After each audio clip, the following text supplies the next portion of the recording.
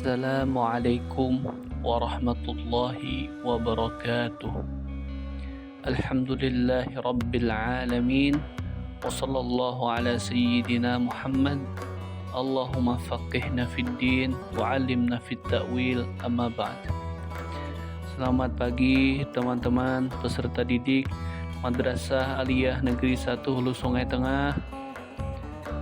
Hari ini kita kembali bersama-sama belajar Al-Quran hadis, yakni mengenai tentang bertanggung jawab menjaga amanah. Memulai kegiatan kita pada hari ini, ada baiknya kita bersama-sama berdoa kepada Allah Subhanahu wa Ta'ala. Semoga Allah berikan kita kemudahan dalam menuntut ilmu dan Allah berikan keberkahan kepada kita semua. Marilah kita bersama-sama berdoa. Bismillahirrahmanirrahim. Rabbis shrahli sadri wa yassirli amri wahlul 'uqdatan min lisani yafqahu qawli. Amin ya rabbal alamin.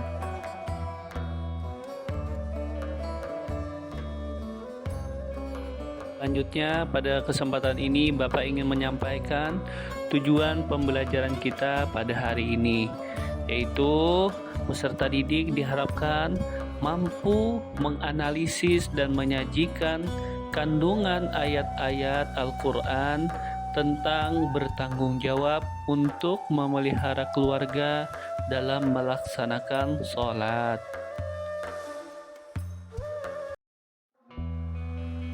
Adapun peta konsep pembelajaran kita pada hari ini, teman-teman bisa lihat di layar kacanya masing-masing. Yang pertama, kita akan menganalisis Quran Surah At-Tahrim ayat 6. Selanjutnya, menganalisis Quran Surah Toha ayat 132. Menganalisis Quran Surah Al-An'am ayat 70. Menganalisis Quran Surah An-Nisa ayat 36. Menganalisis Quran Surah Hud ayat 117 sampai 119, menganalisis hadis Nabi tentang bertanggung jawab menjaga amanah, dan yang terakhir, menunjukkan perilaku orang yang bertanggung jawab menjaga amanah.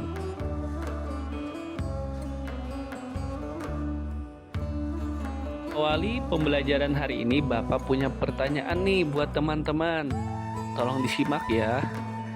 Pertanyaannya, apakah kalian mengetahui perilaku yang mencerminkan seorang mukmin yang bertanggung jawab dan memelihara amanah?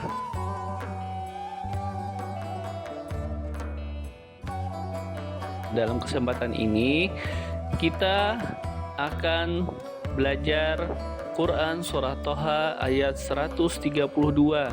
Bapak akan menjelaskannya secara rinci. Tolong teman-teman menyimaknya dengan baik. Namun sebelumnya kita akan membacanya bersama-sama.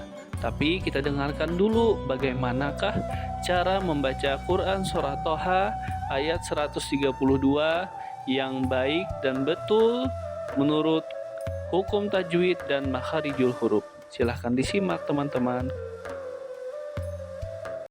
وَأْمُرْ أَهْلَكَ بِالصَّلَاةِ وَاصْطَبِرْ عَلَيْهَا لَا نَسْأَلُكَ رِزْقًا نَحْنُ نَرْزُقُكَ وَالْعَاقِبَةُ لِلتَّقْوَى.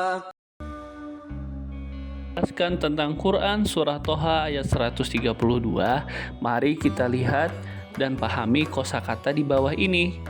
Teman-teman bisa lihat di layar kacanya ada kata wa'mur, artinya dan perintahkanlah. Ada kata wastabir, artinya dan sabarlah.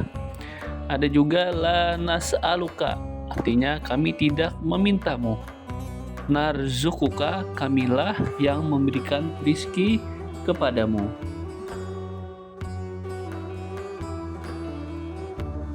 Marilah kita terjemahkan Quran Surah Toha ayat 132. Dan perintahkanlah keluargamu melaksanakan sholat dan sabar dalam mengerjakannya. Kami tidak meminta rezeki kepadamu, kamilah yang memberi rezeki kepadamu. dan akibat yang baik di akhirat adalah bagi orang yang bertakwa. Quran Surah Thaha ayat 132.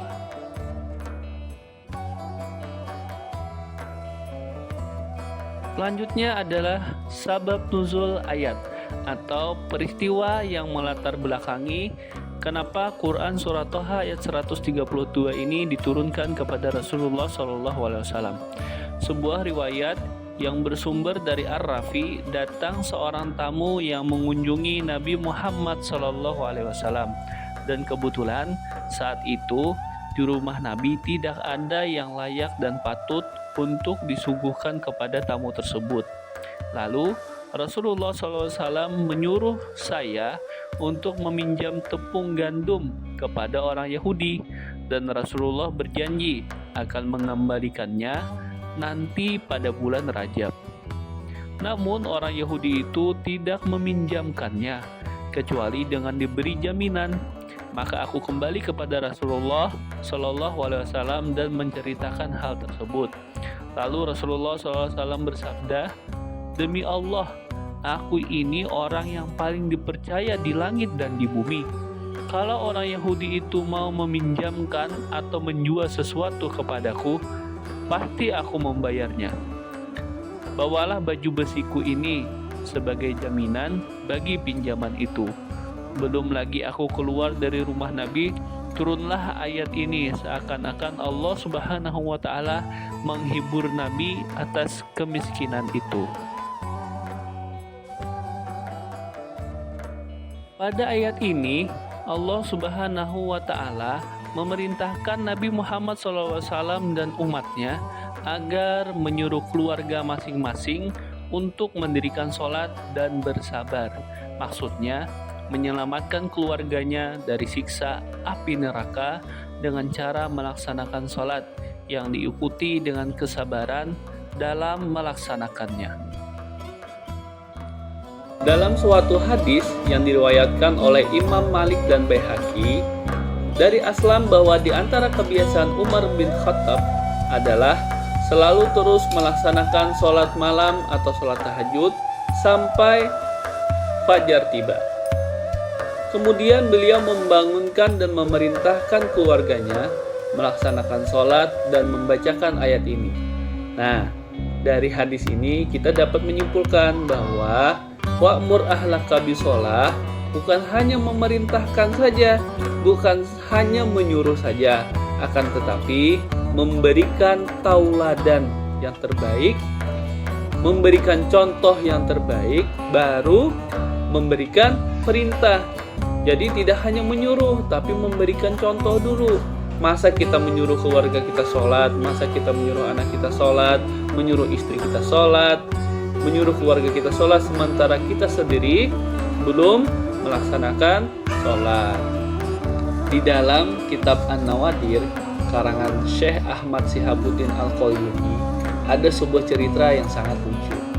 Jadi dulu ada seorang laki-laki yang hidup di sebuah desa.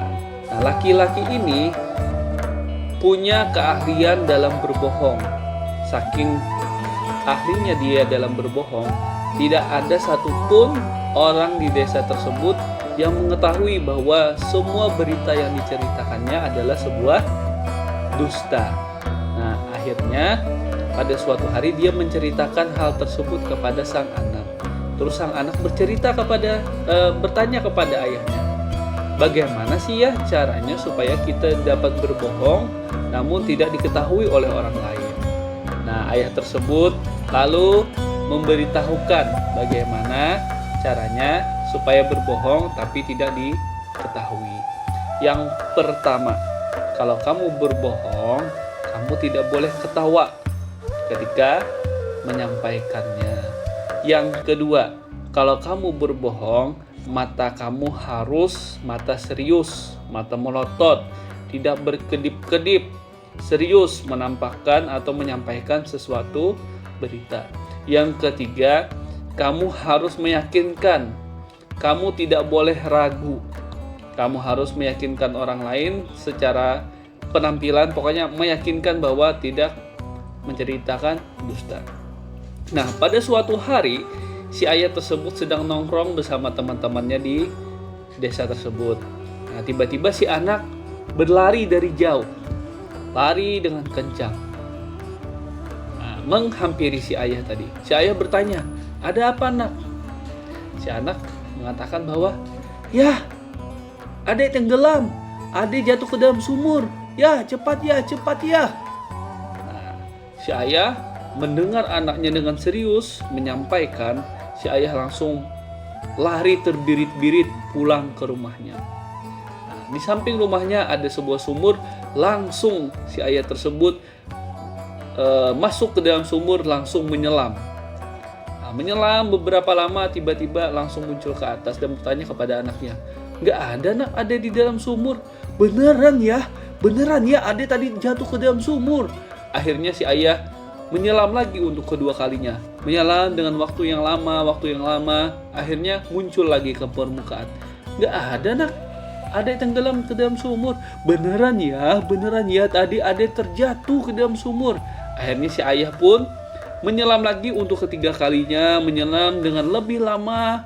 Akhirnya muncul lagi ke permukaan dengan napas yang habis karena kelamaan menyelam. Terus anaknya di atas sumur tertawa, ternyata betul yang ayah sampaikan.